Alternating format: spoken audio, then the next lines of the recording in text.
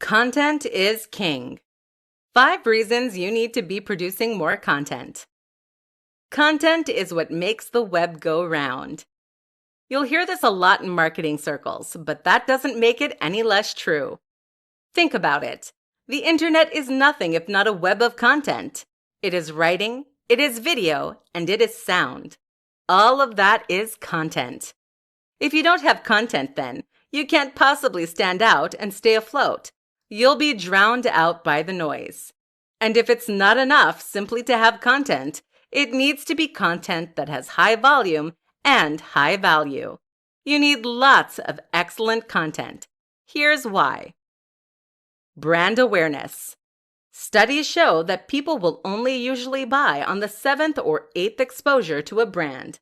It's by this point that they recognize the brand and trust it well enough to consider investing money. If you post regular content to your site or to social media, then you create lots of opportunities for people to be exposed to your brand and your message.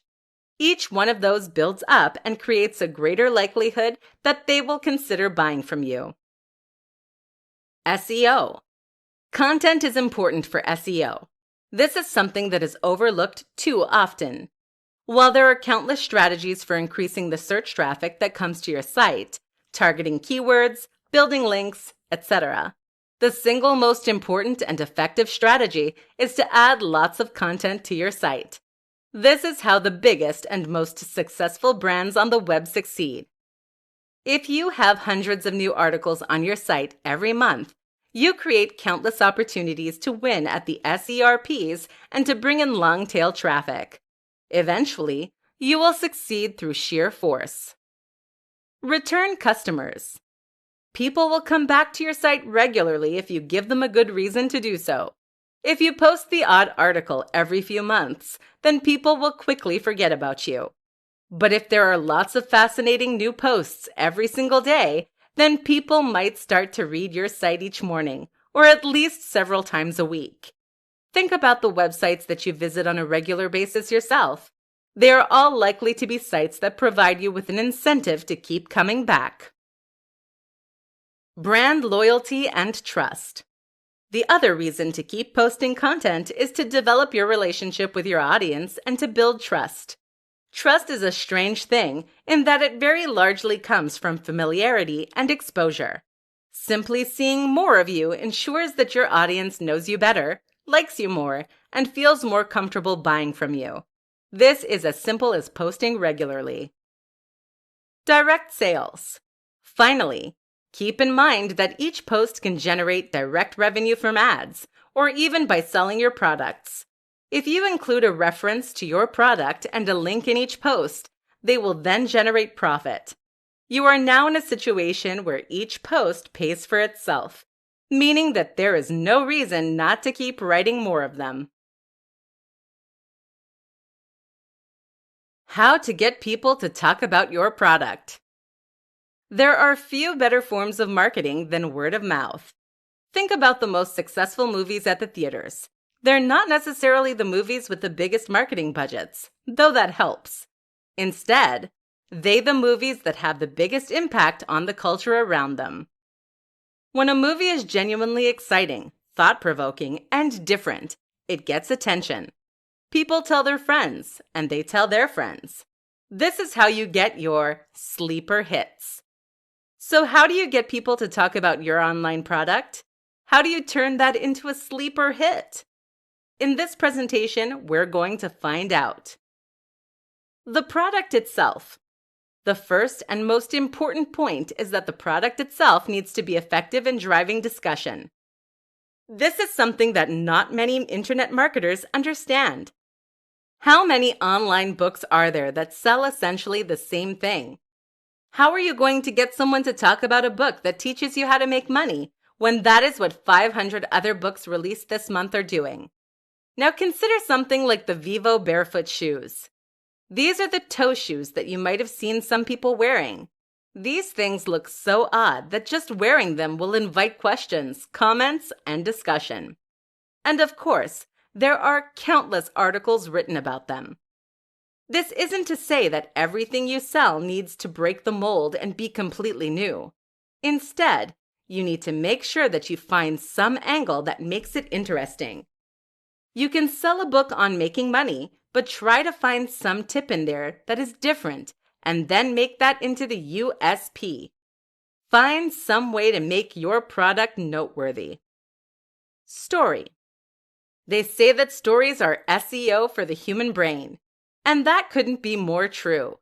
We love telling and sharing stories, so much so that this practice is ingrained into our very psyche by millions of years of evolution. If you wanted to make your product worthy of discussion, then find a story/narrative that you can promote.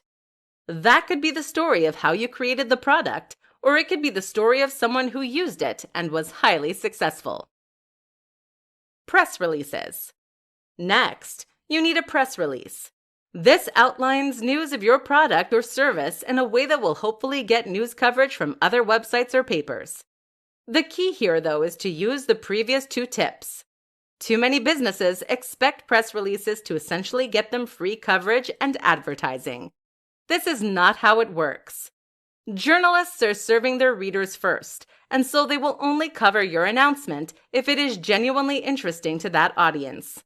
That's where having something genuinely new and different, or a real human interest story attached, will make all the difference. Failing that, a well-orchestrated PR stunt can do the job as well. Just think carefully about how you want to present your brand. How to overcome the fear of selling. It's a stranger thing, but a lot of us don't like asking for money for our time. Life has conditioned us to believe that altruism is the highest calling, and that we should be more than happy to provide our time, our work, and our creativity for free. It therefore comes extremely unnaturally when we try to sell something for cash. And that's especially true for those of us who have perhaps been providing free information via a website or a blog for years. How do you transition to the point where you're charging for your time and effort? Won't your audience turn against you? And is your product really worth that much? While giving things away for free is a nice idea, it's a pretty useless business model as it goes. In order to make a living doing what you love, you need to be willing to charge, and that means overcoming the fear of selling. Here's what you need to do.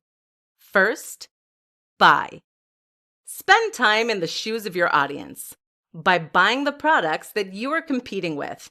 See what they are offering and see what it feels like. Do you feel like you got good value? And importantly, is this the kind of value you can offer?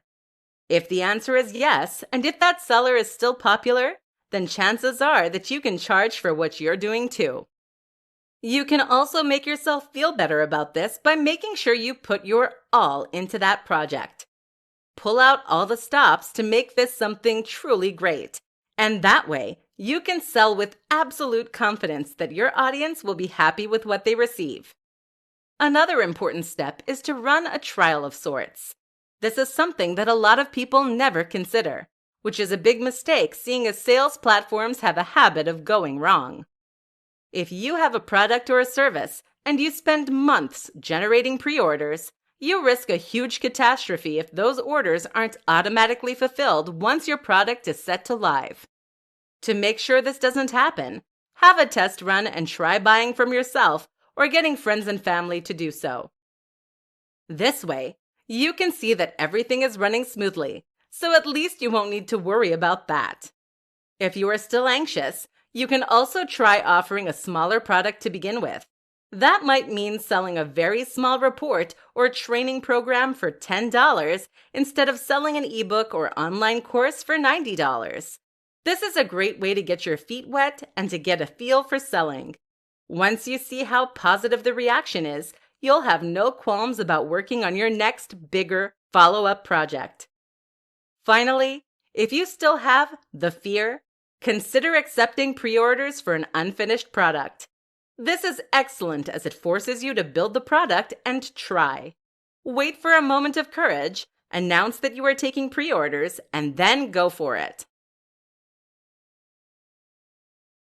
How to use giveaways to boost your online sales. If you want to make more money, then you need to give more away for free. This sounds contradictory, right? Sure, I get that. But in fact, this is one of the truest principles of selling, and it's for very good reason. In this presentation, we're going to discuss why that is. A free taste. Too many sellers make the mistake of thinking that people will buy their products because they tell them to. But here's the thing. You're not a particularly objective source of information. You can write the most compelling and persuasive sales pitch in the universe, but at the end of the day, it will always be compromised because it came from you. Your audience knows that you're biased and you have a horse in this race. Think about it.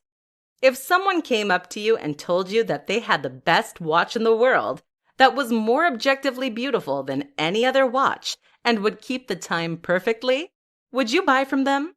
Chances are you'd assume they were making it up. But if they were to let you keep the watch for a week, and you found that it really did change the way people looked at you, you might consider buying it. In other words, the proof is in the pudding. There's nothing like trying a product or service for yourself. So if you really want to convince people to buy from you, giving something away for free is the perfect way to demonstrate to them just how much value you're able to provide. Now they don't have to take your word for it. Now they can experience that value for themselves. This is a huge difference. Luring them in. The other reason that giving away something for free is powerful is that it helps you to draw more people in. This is why competitions are so popular, even when most people don't get anything. If you have something to give away for free, then you will instantly give people a reason to visit your website. That's what will draw them in. And then while they're there, you can use the opportunity to market other things to them. The best example of this, of course, is a lead magnet. This is a freebie that you give away in exchange for an email address. You use this to acquire email addresses, and then you sell to them.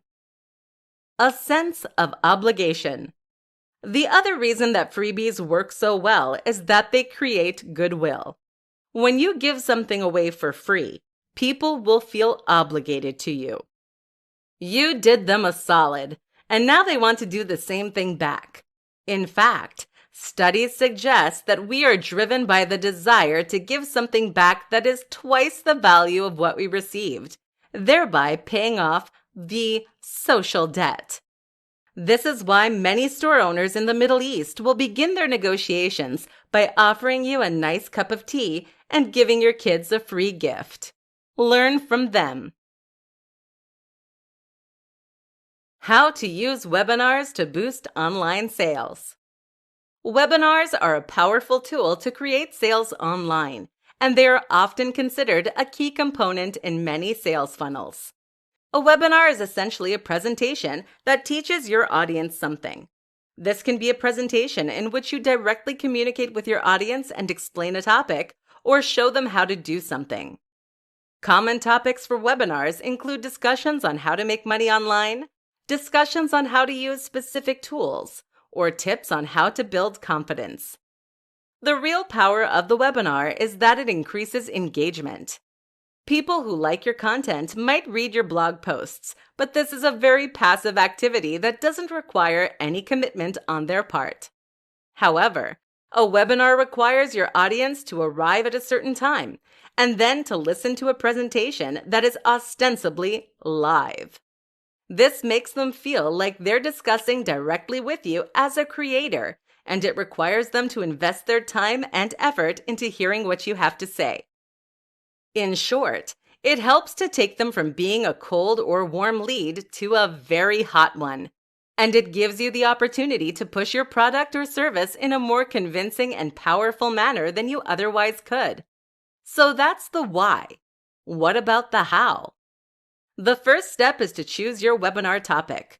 Ideally, this should be something with a very clear value proposition and a very clear goal. That is to say that you should be quite specific in what you teach, a single skill or concept, and that said lesson should have direct applicability to the audience's lives. You want something that will demonstrably make their lives better and that will give people a good reason to show up. Next, you need to identify the right platform. This is what you will use to stream live, and there are pros and cons to each option. The two we recommend are GoToWebinar and EasyWebinar. While you can use tools like Zoom that are not explicitly intended for this use, they don't have as many features that are as directly relevant to what we're trying to do. Also important is to have slides prepared and a script. This way, you can ensure that your webinar runs smoothly and that you can provide genuine information. Think of this like a tester. People are going to use this experience to judge the products or services you are trying to sell. If they don't learn anything or it isn't useful, then they will assume that your products or services won't be good either. Don't let that happen. Of course, there is the option to simply play a prepared presentation. This isn't recommended, however, as it can look cheap if you get discovered. Ultimately, the best business models are the ones that involve genuinely new and exciting information, amazing value, and transparent honesty. This builds long-term customers and trust, and is by far the best way to build your business. Online sales success. 10 quick-fire tips to increase online sale. Not seeing the sales you'd like to online? Seeing sales but wish they were even higher? Listen up. Here are 10 tips that can help you to see dramatic increases in your conversions. 1. Include a video advert. This is something that not many sellers do, but it can be huge. A video ad that plays on your sales page can help remind people why they are buying and ensure that they feel motivated to do so. Really show the value proposition and try to affect an emotional response. 2. Make it easy. Are there too many steps to buying on your page? This can be an easy way to put people off of making purchases. Consider that many of us have second thoughts when buying anything. Any small excuse not to buy can therefore be the nail in the coffin for your sales. Make sure this isn't an issue by making purchasing a simple matter of clicking a button. 3. Ensure a secure address. People want to see that HTTPS in the URL. If you don't have one, then make sure that you discuss this with your hosting provider. 4. Remove ads. If you have AdSense or any other form of display ads on your website, then you should make sure these are missing from your sales page. Otherwise, people might leave to buy competing products and you'll get a few cents instead of $30 to $100. In fact, consider getting rid of all ads on your site and making all of those adverts point at your one product instead. 5. Ensure fast load times. Fast loading times are hugely important for any website, but this is especially true if you are selling a product. Make sure your website is nippy and appears in seconds, and this way you won't lose impatient visitors. 6. Remove distracting navigation elements. Consider removing your menus for your sales page. Otherwise, it's too easy for people to leave without buying. Buy now should be the one beckoning button. 7. Offer a discount. This is a simple way to make more sales, but it's an important consideration. Offering a special deal for a certain period of time is perfect for generating more sales, but you'll need to experiment with different price points to find that sweet spot. 8. Offer money back. This is important to gain the trust of your audience. Keep in mind that very few people will actually take you up on the guarantee, but having it there will convince them to make the sale. 9. Persuasion. Think about everything that happens prior to your audience landing on your sales page or e-commerce store. How have you primed them to buy? Are they in the right mindset? Your sales process begins with the first interaction with your brand, be that on your homepage or through social media. 10. Ask your audience. Stuck trying to generate more sales? Just ask your audience what they want to see. This is a hugely beneficial strategy as it ensures you are optimizing your products and sales process for the very people you are selling to.